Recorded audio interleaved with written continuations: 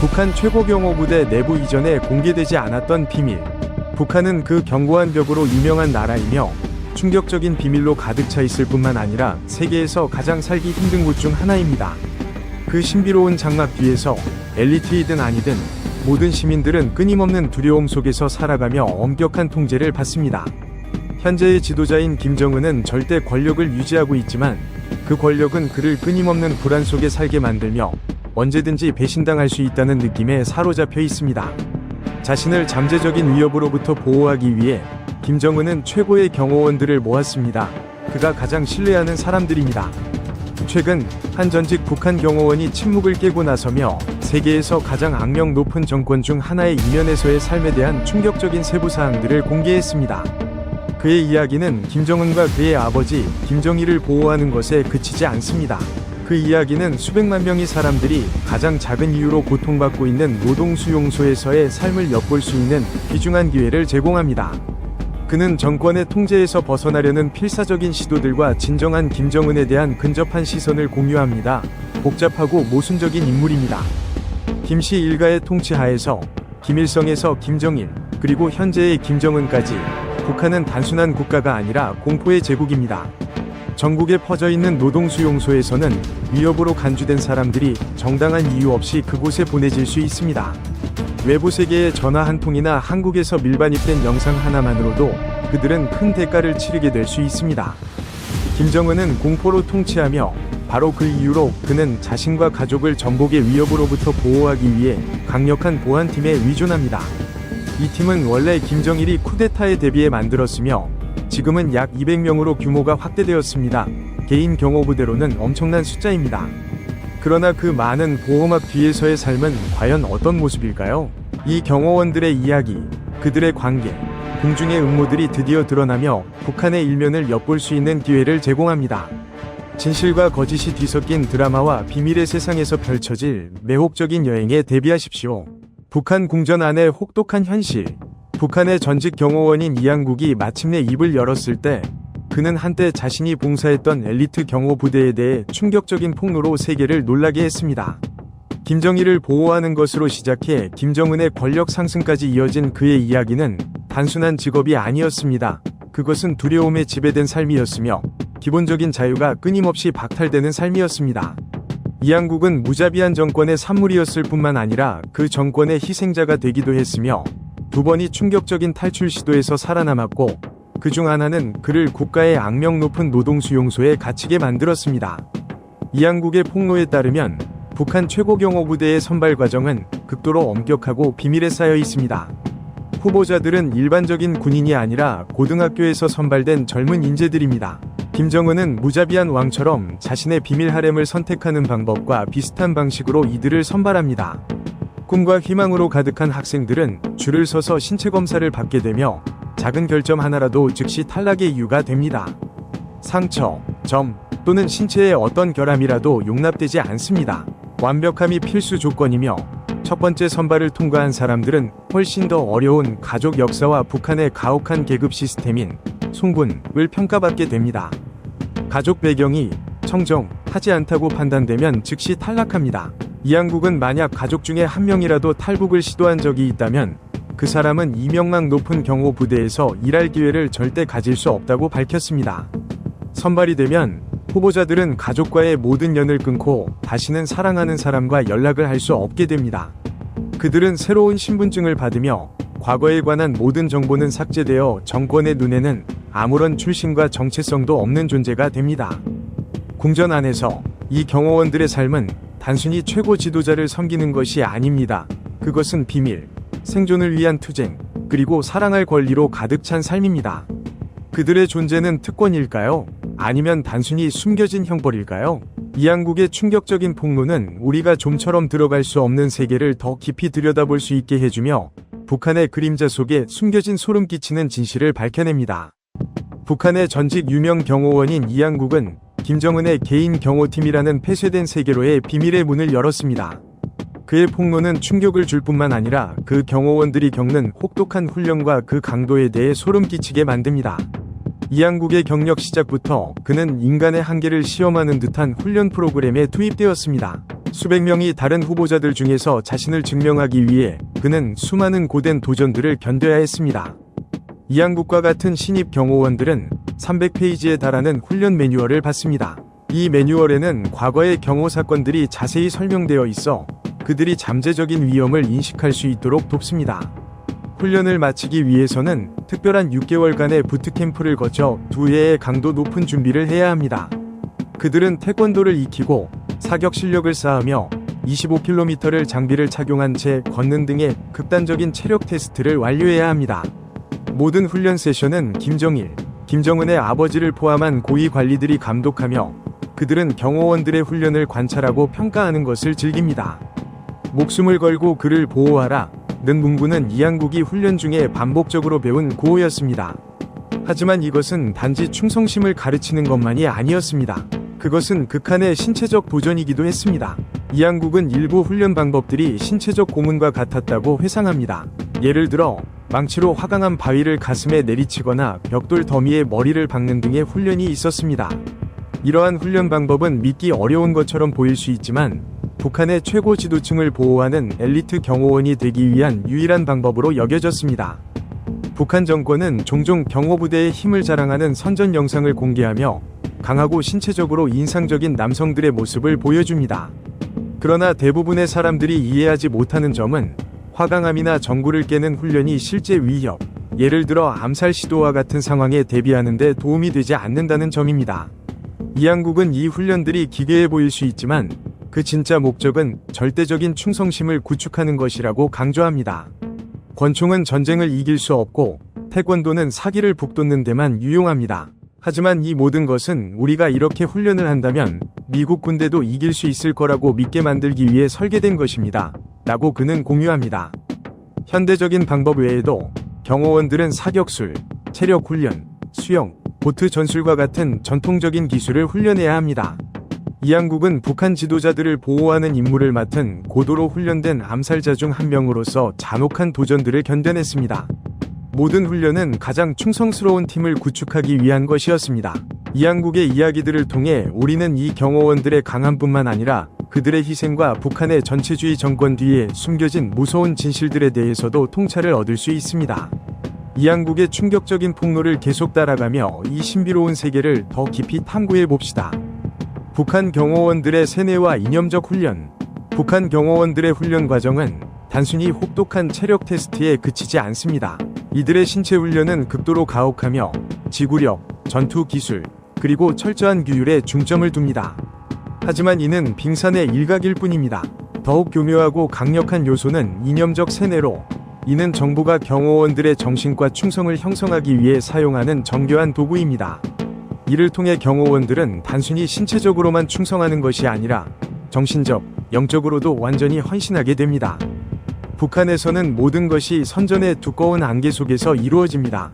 왜곡된 현실 속에서 사람들은 정부가 허락한 것만을 알 수 있습니다. 선전은 텔레비전, 라디오, 식당, 호텔, 심지어 가정집까지 모든 곳에서 존재합니다. 김씨 일가를 거의 신적 존재로 여기는 믿음은 일상생활의 모든 측면에 스며들어 있습니다. 이 나라는 김정은, 김정일, 김일성의 동상과 초상화가 공공거리, 직장, 학교, 그리고 가정집까지 어디에나 존재합니다. 가족들은 집에서 가장 눈에 잘 띄는 자리에 지도자들의 초상화를 걸어야 합니다. 이러한 초상화를 적절히 존중하지 않거나 걸지 않을 경우 악명 높은 노동수용소에서 수년간의 고된 강제노동과 같은 심각한 처벌을 받을 수 있습니다. 한 북한 여성이 화재 속에서 자녀를 구했지만 가족 초상화를 챙기지 않았다는 이유로 처벌받은 사례는 이러한 현실이 얼마나 냉혹한지 보여줍니다. 김저일의 전 경호원으로 탈북한 이양국, 리양겁은 경호원 훈련의 상당 부분이 세뇌에 집중되어 있다고 밝혔습니다. 경호원들은 지도자를 보호하는 것뿐만 아니라 그를 신성한 존재로 숭배하도록 훈련받습니다. 이양국은 자신이 김정일이 단순한 인간이 아니라 위대한 존재라고 믿도록 가르침을 받았으며 그의 안전과 행복이 최우선이라고 배웠다고 말합니다. 세뇌는 매우 철저해서 이양국의 동료 경호원들은 김정일이 결코 실수하지 않는 신과 같은 존재라고 진심으로 믿었습니다. 그들은 자신의 삶의 유일한 목적이 사랑하는 지도자를 섬기고 보호하는 것이라고 받아들였습니다. 이것은 단순한 직업이나 의무가 아니라 그들의 존재 이유 그 자체였습니다. 그들은 그의 위대함에 대한 맹목적인 믿음으로 가득 차 있으며 그의 안위를 위해서라면 망설임 없이 목숨을 바칠 준비가 되어 있었습니다. 이 믿음은 그들의 모든 세포에 깊이 뿌리내린 상태였습니다. 북한 경호원의 세뇌 초기 단계, 이념적 세뇌 과정은 훈련에서 시작된 것이 아닙니다. 그것은 그들의 어린 시절부터 시작되었습니다. 북한에서는 아이들이 학교에 앉을 수 있을 만큼 자라기 시작하면 모든 것이 거대한 선전 기계에 의해 형성됩니다. 수업은 단순히 지식을 전달하는 것이 아니라 김씨 일가에 대한 찬양의 노래이며 지도자들의 권력과 영광에 대한 사상을 어린이들에게 주입하는 데 초점이 맞춰져 있습니다. 이 젊은 남성들이 고등학교에서 선발될 때 그들은 단지 신체적 기술만 훈련받는 것이 아닙니다. 그들은 정치적 이념 속에 깊이 빠져들게 됩니다. 그들은 김씨 일가를 신성한 신으로 보는 이미지를 강화하기 위해 모든 정보의 흐름이 조정되고 감시되는 체제의 일부가 됩니다. 수년간 이러한 선전 환경에서 살아온 이 경호원들은 단순히 신체적으로 충성스러운 것을 넘어 정신적으로 헌신적인 전사가 됩니다. 그들은 명령의 정당성을 결코 의심하지 않고 따르도록 만들어졌습니다. 세뇌 과정은 어린 시절부터 시작되어 이들에게 신성한 의무감을 심어줍니다. 김저일의 전 경호원인 이양국, 리양걱은 이렇게 말했습니다. 당시 우리는 젊고 열정으로 가득 차 있었습니다. 이 열정은 김정일을 보호하는 것이 단순한 의무가 아니라 신성한 책임이며 누구도 거부할 수 없는 큰 영예라는 믿음에 기초하고 있었습니다. 이러한 조건화의 목적은 다각적입니다. 이는 경호원들이 지도자를 위해 자신의 목숨을 바치는 데 주저하지 않게 만들 뿐만 아니라 그들이 자신을 초월한 무언가의 일부라고 믿게 만듭니다. 지도자를 섬기는 것은 단순한 직업이 아니라 신성한 사명이며 신과 같은 존재로 여겨지는 김정일과 현재의 김정은을 보호해야 할 의무로 여겨지도록 가르칩니다. 이를 통해 국가는 그들을 현실에서 분리시키고 김씨 일가의 지도력과 권력을 의심하게 만들 수 있는 정보를 차단합니다. 강도 높은 신체 훈련과 정교한 세뇌를 결합하여 북한은 단순히 전투 능력을 갖춘 것이 아니라 지도자에게 맹목적으로 충성하는 엘리트 경호원들을 만들어냈습니다. 그들의 충성심은 이성이나 논리에 기반한 것이 아니라 김정일을 신으로 믿는 신념에 뿌리를 두고 있습니다. 그들의 삶은 오직 한 가지 목적만을 가지고 있습니다. 그것은 그를 보호하는 것입니다. 이 경호원들에게 불충은 단순히 국가에 대한 배신이 아닙니다. 그것은 그들 존재 이유 자체에 대한 배신입니다. 이 경호원들의 삶은 단순히 신체적 도전뿐만 아니라 끊임없는 내적 싸움이기도 합니다. 이상과 현실 사이, 맹목적 충성과 이성적 욕구 사이에서 끝없이 투쟁해야 합니다. 그들은 전사이지만 동시에 꼭두각시로 모든 것이 전체주의 이념을 위한 목적에 봉사하도록 만들어진 세계에 갇혀 있습니다. 그들은 보호자이지만 세뇌의 희생자이기도 합니다. 그들의 삶은 정권이 정교하게 만들어낸 선전의 화려한 페이지 속에서 다시 쓰여졌습니다. 북한 경호원의 위험한 삶, 김정일이나 김정은과 같은 권력자들의 경호원이 되는 것은 단순히 힘과 전투 기술을 과시하는 일이 아닙니다. 이는 위험과 긴장으로 얽힌 삶으로 매 순간이 생사가 걸린 상황으로 변할 수 있는 현실입니다. 외부 세계에서 단절된 나라에서 기근, 빈곤, 그리고 불만을 품은 대중이 공공연히 존재하는 가운데 가장 위험한 인물로 여겨지는 사람을 보호하는 삶을 상상해 보십시오. 김씨 일가의 경호팀에서 일했던 전 경호원 이양국, 리양걱은 실수를 용납하지 않는 세계에서 살아갔습니다. 이 경호원들에게 가해지는 압박은 엄청납니다. 매일 긴장 상태로 살아가며 작은 실수 하나가 그들의 목숨을 앗아갈 수 있다는 것을 알고 있습니다. 임무 실패는 단순히 자신의 목숨을 잃는 것에 그치지 않고 가족들에게도 비극적인 결과를 초래할 수 있다는 점에서 상황은 더욱 극단적으로 긴장됩니다. 최고경호대의 구성원들은 단순히 한 개인을 보호하는 것이 아닙니다. 그들은 하나의 상징을 보호하며 그 역할은 그들 자신의 생존과 얽혀 있습니다. 끊임없는 압박 속에서 김정은의 기분 하나가 언제든지 그들의 운명을 결정지을 수 있다는 사실을 그들은 항상 인지하고 있습니다. 지도자의 불쾌한 하루는 경호원을 노동수용소의 죄수로 전락시킬 수 있습니다. 한때 유망했던 삶이 먼 기억으로 사라지는 곳입니다. 다른 나라에서는 직장에서 실수를 저질러도 단순히 해고로 끝날 수 있습니다. 그러나 북한에서는 그 결과가 훨씬 더 가혹합니다. 단 하나의 실수가 자신의 목숨을 앗아갈 뿐만 아니라 가족 전체를 비극으로 몰아넣을 수 있습니다. 노동수용소에서 고통받는 삶에 처하거나 심지어 즉각적인 사형 선고를 받을 수도 있습니다. 모든 결정, 모든 행동, 모든 시선이 막대한 위험을 동반합니다. 충성이 매 순간 시험받는 이 세계에서 경호원들은 체제 생존의 수호자 역할을 합니다. 이런 세상에서 지도자의 분노가 한순간에 모든 것을 뒤엎을 수 있는 상황에서 자신의 삶과 명예를 희생하는 것이 과연 가치가 있을까요? 이항국은 이러한 끔찍한 현실을 직접 겪었으며 그의 이야기는 충성과 두려움이 뒤얽힌 북한 경호원의 삶을 생생하게 묘사하며 신비롭고 극적인 세계를 드러냅니다. 김정은의 경호팀은 철저한 비밀과 엄격한 통제 속에서 운영되며 모든 행동이 신중하게 이루어집니다. 이항국, 리양걱은 김씨 일가의 독재 통치 아래 암살의 위협이 외부의 적뿐만 아니라 가까운 사람들로부터도 올 수 있다고 밝힙니다. 충성이 생사의 문제로 여겨지는 북한에서 경호원들은 끊임없는 긴장 속에서 살아가며 항상 경계하고 비상 상황에 대비해야 합니다. 충격적인 사실은 지도자를 보호하는 역할 외에도 경호원들이 감시하는 수용소에서 잔혹한 상황에 직면한다는 점입니다. 이항국에 따르면 수용소의 죄수들은 굴욕적인 삶을 살며 극심한 굶주림에 시달립니다. 경비원의 명령 없이는 일어서지도 못하며 고된 육체적 작업을 완료하기 전까지는 음식을 제공받을 수 없습니다.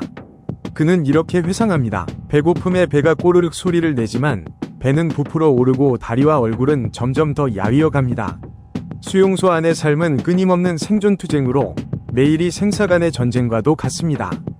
이항국과 다른 죄수들은 체제의 잔혹함에 적응하기 위해 몸과 마음의 희생을 감수하며 고통스러운 나날을 견뎌야 했습니다.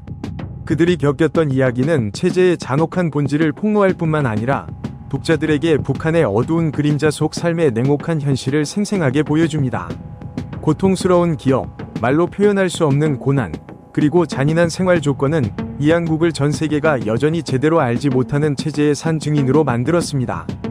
잔혹한 정권 아래에서 깨어난 경호원, 수년간의 고통과 시련 끝에 요덕 수용소에서 살아남은 이항국, 리영걱은 자신이 충성을 다했던 정권의 끔찍한 현실과 마주할 수밖에 없었습니다.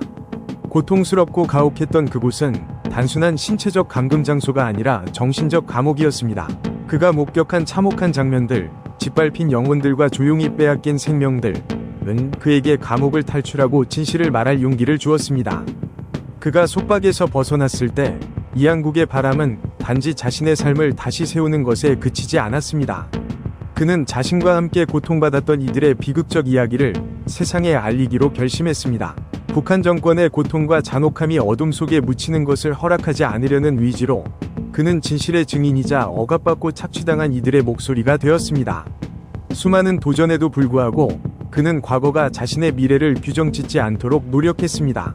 이항국은 그의 고국에서 벌어지고 있는 참혹한 인권 상황을 세상에 알리고자 했습니다. 요덕의 꽃밭이라는 이름의 기억, 사실상 수만 구의 시신이 묻힌 거대한 무덤은 여전히 그를 괴롭힙니다. 생명이 다한 희생자들은 물건처럼 여겨졌고 경비원의 명령에 따라 묻혀졌습니다. 이항국은 너무나 많은 고통을 겪었음에도 위로와 인정을 받지 못한 영혼들의 아픔을 깊이 느낍니다. 김씨 일가의 경호원이자 군사고문으로 활동했던 그는 북한의 가장 유명한 두 인물, 김정일과 그의 아들 김정은과 가까이 지낼 기회를 얻었습니다. 하지만 그가 밝힌 그들의 모습은 등골을 오싹하게 만듭니다. 그는 그들의 잔인하고 독재적인 본성과 자신들의 국민 인권을 무참히 짓밟는 방식을 폭로했습니다. 김정일은 두 얼굴을 가진 사람이었으며 그의 기분은 순간적으로 변할 수 있었습니다. 기분이 좋을 때는 주변 사람들에게 선물을 나누어 주었지만 작은 불쾌감 하나로도 아무 이유 없이 사형 명령을 내릴 수 있었습니다. 이항국은 김정일이 등장할 때의 혼란스러운 장면을 묘사합니다. 60에서 70대의 나이든 고문들은 그의 시선을 피하기 위해 필사적으로 잔디에 엎드렸습니다. 그들은 김정일의 기분이 어떨지, 그것이 어떤 결과를 가져올지 알 수 없기에 항상 두려움 속에서 살아갔습니다. 이항국이 전한 소름 끼치는 이야기 중 하나는 김정일의 전용 엘리베이터를 사용한 한 고위 관료에 관한 것입니다. 겉보기엔 사소한 행동이었지만 김정일이 이를 알게 되자 그는 그를 강제노동 수용소로 보내 결국 죽음에 이르게 했습니다. 더 무서운 사실은 김정일의 후계자인 김정은이 그의 아버지보다 더 잔혹하다는 것입니다. 이항국은 김정은이 단순히 권력을 물려받았을 뿐만 아니라 잔인한 본성까지 이어받았음을 깨달았습니다. 김정일조차 감히 해치지 못했던 그의 삼촌을 처형한 사건이 그 증거였습니다. 3대에 걸친 권력 승계는 점점 더 잔혹해졌으며 충성은 더 이상 존경에서 나오는 것이 아니라 순전한 공포에서 비롯되었습니다. 이항국은 김정은이 음식과 여자를 매우 좋아하며 어린 시절부터 급한 성격을 드러냈다고 말합니다. 김정은은 또래 친구가 없는 고립된 환경에서 어른들 사이에서 자랐습니다. 그는 27세의 나이에 세계 최연소 지도자가 되었으며 그의 폭발적인 성격은 충동적인 행동과 급한 성미로 드러났습니다. 이 때문에 주변 사람들은 항상 그의 눈치를 보며 신중하게 행동해야 했습니다. 탈출 후 이항국은 김씨 일가의 어두운 진실을 밝히기 위해 시간을 낭비하지 않았습니다. 그는 UN 인권이사회에서 증언하며 김정은이 전국에 14개의 호화 리조트를 소유하고 있으며 이곳에서 수영과 사냥을 즐긴다고 폭로했습니다. 반면 그의 국민들은 극심한 빈곤 속에 정치범 수용소에서 매일 구타당하며 죽어가고 있었습니다. 이항국은 김정은 정권이 국민들을 속이고 눈과 귀를 막아 고위 관료들조차 그의 사치스러운 생활과 노동수용소의 참혹한 현실을 모르게 하고 있다고 말했습니다. 그의 말은 단순한 이야기가 아니라 잔혹한 독재 정권 아래 짓눌린 국가의 절규였습니다. 너무 늦기 전에 들어주세요. 이항국은 세상을 향해 강력히 호소했습니다. 2000년에 탈출한 뒤 그는 가족과 함께 남한에서 자유를 찾았습니다. 그곳에서 그는 오리를 키우며 북한에서의 삶을 기록한 책을 쓰기 시작했고 이를 통해 김정은 정권의 잔혹함을 세상에 알리고자 했습니다. 이항국은 단지 자신의 자유만을 추구하는 것이 아니라 여전히 어둠 속에 갇혀있는 모든 이들을 위한 자유를 추구하고 있습니다. 그는 자신의 이야기를 용감히 전하며 두려움과 불의 속에서도 희망의 불씨를 피우고자 합니다. 이 전직 북한 경호원의 충격적인 폭로는 단지 이 정권의 실체를 이미 알고 있는 사람들에게 경각심을 불러일으키는 것만이 아닙니다. 그것은 우리에게 질문을 던집니다. 자신의 생명을 걸고서라도 진실을 밝히기 위해 어디까지 나아갈 수 있을까요? 두려움 때문일까요? 아니면 자유와 정의라는 이상에 대한 깊은 신념 때문일까요? 여러분의 생각을 댓글로 공유해주세요. 좋아요를 누르고 더 흥미로운 이야기를 위해 채널을 팔로우하는 것도 잊지 마세요. 시청해주셔서 감사합니다. 다음 영상에서 뵙겠습니다.